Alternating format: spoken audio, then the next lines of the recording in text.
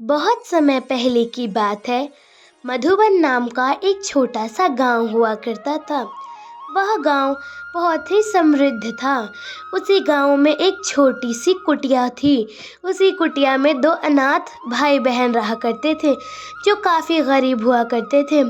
उस कुटिया में सिर्फ एक पानी का घड़ा, एक गिलास और एक चादर, चारपाई और एक तकिया ही था। उसके अलावा उन दोनों के शरीर पर एक एक जोड़े कपड़े, इससे ज़्यादा उनके घर में कुछ भी नहीं था। उनके माता पिता का एक्सीडेंट एक बहुत ही गंभीर बस ड्राइवर से हो गया था। वहाँ पर अचानक से सुजाता आती है और कहती है, अरे अरे बिंदिया, सुन सुन, देख मैं तुझे क्या बताने की आई हूँ। तुझे पता है हमारे पड़ोस वाले वो है ना, शारदा चाची, पता है उनकी बेटी की आज हल्दी और मेहंदी दोनों थी, और आज मेहंदी लगाने वाली आई ही नहीं है। तो उन्होंने कहा है कि अगर आसपास के किसी को भी पता है कि कोई मेहंदी लगा सकता है तो उसे बुला दो। तो मैंने सोचा, और तूने सोचा कि मैं मेहंदी लगा आती हूँ, तो कोई बात नहीं, मैं मेहंदी जाकर लगा देती हूँ उनकी बेटी की।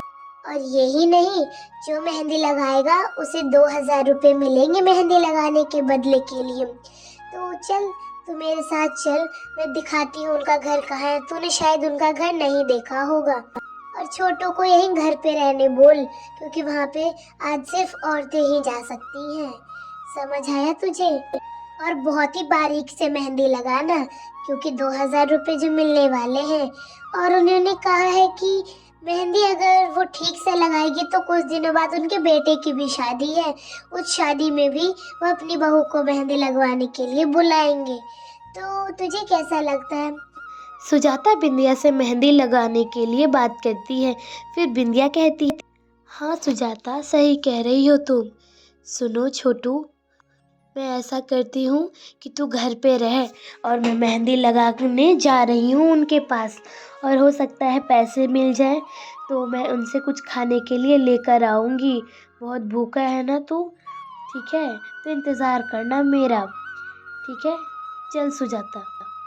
सुजाता बिंदिया को लेकर शारदा चाची के घर पर पहुंचने वाली होती है।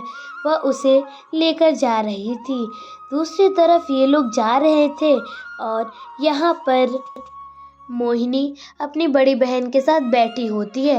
वो भी काफ़ी गंभीर चिंता में, क्योंकि मेहंदी का फंक्शन था और मेहंदी वाली ही नहीं आई थी। इसलिए वह चिंता कह रही थी और कहती है, दीदी, मेहंदी वाली तो आई ही नहीं, अब मेरी मेहंदी कैसे लगेगी? अरे अरे, तू चिंता मत कर, मैंने किसी को भेजा है। मैंने कहा है कि जो भी मेहंदी वाली को लेकर आगे, मैं उसे मेहंदी लगाने के बदले 2,000 दूंगी, तो शायद कोई ना कोई तो आ ही जाएगी। तू चिंता मत कर, आती ही होगी अभी 2 मिनट में। मोहिनी की बड़ी बहन उसे समझाती है कि मेहंदी वाली आ ही जाती है। कुछ देर में वहाँ पर सुजाता बिंदिया को लेकर पहुँचती है।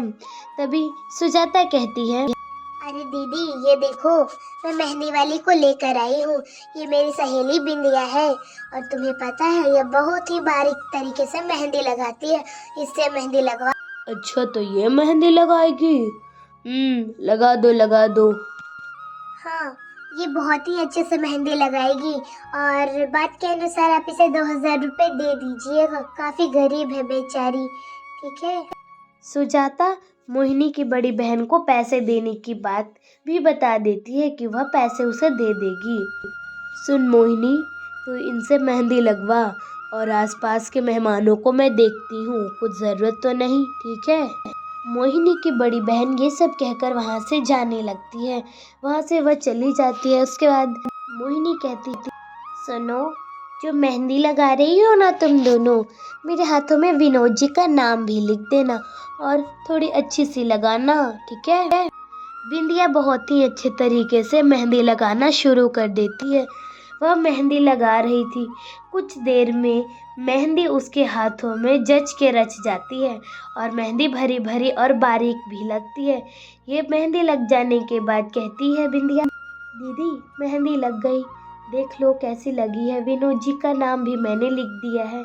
अच्छी तो लगी ना मेहंदी? पहली बार मैंने लगाई है किसी को मेहंदी। मुझे तो विश्वास नहीं होता है कि मेरे गांव में ही इतनी अच्छी मेहंदी लगाने वाली है, लेकिन मैं किसी और को बुलाने जा रही थी। मोहिनी ये सब बातें सुन के वहां पर दोबारा आ जाती है। वह मोहिनी के बगल में खड़ी हो जाती है और कहती है, अरे वाह वाह वाह, सच में ये मेहंदी तुमने लगाई है? मुझे तो विश्वास नहीं हो रही है। अगर मेहंदी वाली भी आती तो इससे ज़्यादा सुंदर लगा नहीं पाती। वाह, कितनी सुंदर मेहंदी लगाई है। और मेहंदी लगाने के बदले बात थी 2000 की ना, तो वो 2000 ले लो तुम। मेहंदी तो मैंने पहली बार ही लगाई है, कोई ख़ास बात नहीं। अरे अरे, खास बात क्यों नहीं? मेहंदी तुमने लगाई है, वो भी इतनी प्यारी। आपस में बातें होती है। कुछ देर में मोहिनी की बड़ी बहन 2000 रुपये बात के अनुसार दे देती है बिंदिया को। बिंदिया कहती है, धन्यवाद आपका, अब मैं घर जाती हूँ। तेरा भी धन्यवाद मोहिनी, अगर तू आज हमें यहाँ पर लेकर नहीं आती तो शायद मैं और मेरा भाई आज दोनों ही भूखे रह जाते। अरे क्या तू भी, तुझे तो पता है सच्ची दोस्ती तो दुख तकलीफ में ही देखी जाती है। और बात रही कि काम बताने की, तो मैंने सोचा कि मैं तुझे बता देती हूँ, तो इसमें उतना कोई बड़ी बात नहीं है। तू मेरी दोस्त थी इसलिए मैंने तुझे बता दिया। अब ये सब बातें छोड़, तू जा घर में छोटू इंतजार कर रहा है। हाँ हाँ, छोटू इंतज़ार कर रहा होगा, मैं जाती हूँ, ठीक है। वहाँ से बिंदिया वो पैसे लेकर कुछ सामान खरीदकर अपने घर की ओर जाने लगती है। वह खाने का सामान लेती है। उस खाने के सामान में वह गर्मा गर्म समोसे बंधवा कर घर ले जा रही थी।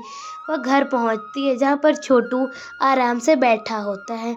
वह कहती है, अरे छोटू, तू उदास क्यों बैठा है मेरे भाई? क्या बात है? किसी की याद आ रही है क्या? और तेरी आंखें भी नम है, क्या बात है? देख, मैं गर्मा गर्म समोसे लाई हूँ, भूख लगी है? दीदी, भूख तो लगी है, लेकिन भूख से ज़्यादा मुझे माँ की याद आ रही है कि कैसे भूख लगती थी और माँ खाना लेकर मेरे आगे पीछे दौड़ती दौड़ती मुझे खाना खिलाती थी। मुझे माँ की बहुत याद आ रही है दीदी। माँ की याद सुन के दोनों भाई बहन आपस में लिपट जाते हैं और गले मिलते रहते हैं। और दोनों लिपटने के बाद फिर बहन उनको सांत्वना देती है और कहते हैं, मत चिंता कर मेरे भाई, माता पिता तो हमारे स्वर्ग में हैं और माता पिता ने हमें यहाँ पर अकेले इसलिए छोड़ा है ये ताकि वो हमें देख सके कि कैसे हम इस दुनिया के साथ अपने कदम बढ़ाकर चल रहे हैं। तू चिंता मत कर, देख, मैं तेरे लिए खाने का सामान लेकर आई हूँ, तू खाएगा ना? तुझे भूख लगी है ना मेरे भाई? चल दोनों मिल बैठ कर खाते हैं। देख, गर्मा गर्म समोसे कितने स्वादिष्ट हैं। समोसे देखकर दोनों भाई बहन जल्दी जल्दी समोसे को खाने लगते हैं। कुछ देर में वे दोनों सारे समोसे खत्म कर जाते हैं। तभी कहती है बिंदिया, भाई समोसे तो बड़े अच्छे थे, अब जा तू खेल, मैं अभी आराम करूंगी। बिंदिया वहाँ पे आराम कर रही थी, तभी सुजाता एक लड़की को लेकर आती है। सुजाता कहते हैं, अरे बिंदिया, उठ बिंदिया, देख बहुत जरूरत आन पड़ी है तेरे। बिंदिया की नींद झटके में खुल जाती है और वह डर के मारे कहती है, क्या हुआ क्या हुआ? अरे तू भी ना, मैं डर गई, मुझे लगा क्या बात हो गई, इतने झटके में उठा रही थी, बता क्या बात है? अरे ये गोरी मैडम देख रही है मेरे पीछे, पता है ये अपने काम के सिलसिले में एक पार्टी में जा रही थी। अचानक से इनका ड्रेस पीछे से पूरी तरह फट गया है। मैंने सोचा तुझे सब कुछ आता ही है तो तेरे पास लेकर जाती हूँ, शायद तू कुछ जुगाड़ कर दे। बता, तेरे पास कुछ जुगाड़ है तो बता दे, शायद इनका काम तो बन जाएगा मेरे पास, लेकिन अभी कोई सुई धागा तो है नहीं। मैं ऐसा करती हूँ कि मैं इनका मेहंदी ब्लाउज डिज़ाइन बना देती हूँ। मेरे पास मेहंदी है, उससे काफ़ी अच्छा डिज़ाइन बन जाएगा। बस इन्हें भरोसा करना होगा मुझ। आइए आप यहाँ पर आकर बैठिए। गौरी मैम के पीछे से पूरी ड्रेस फट जाती है। वह बैठती है, तभी पीछे से बिंदिया मेहंदी से एक सुंदर सा डिज़ाइन बनाकर तैयार कर देती है, जो देखने में काफ़ी सुंदर होता है।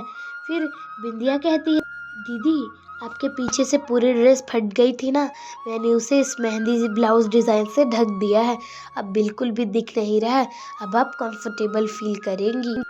Wow, so beautiful, you are right. सच में मैं बिल्कुल भी अनकंफर्टेबल फील नहीं कर रही। तुम्हारे हाथों में तो टैलेंट है Bindiya, wow, I love your talent. और सॉरी, मुझे माफ़ करना, मैं तुमसे ज़्यादा बातें नहीं कर सकती।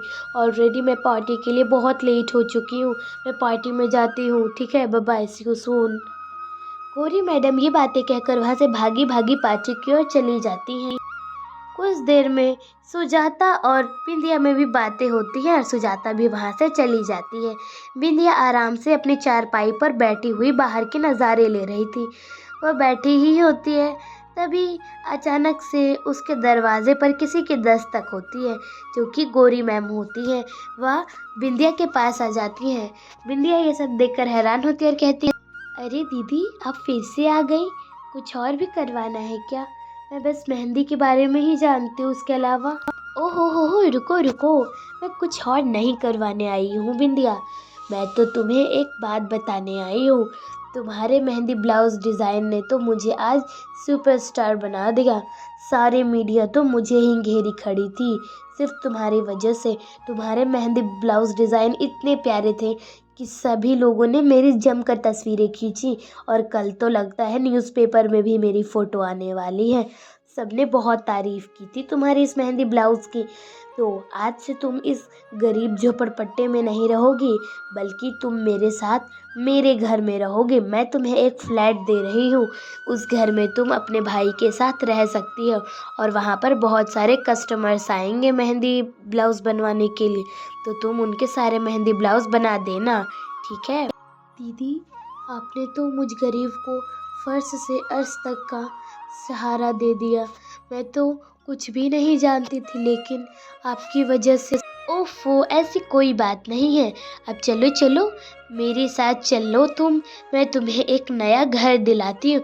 उस घर में बहुत सारे कस्टमर्स आएंगे तुम्हारे पास। मैडम की बात सच हो गई।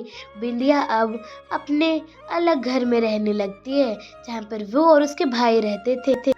बहुत कम दिनों में ही उसके पास काफ़ी कस्टमर मेहंदी ब्लाउज डिज़ाइन बनवाने के लिए आते थे। अब बिंदिया काफ़ी अमीर हो जाती है। बिंदिया अपने भाई को पढ़ाई करने के लिए बहुत बाहर भेज देती है।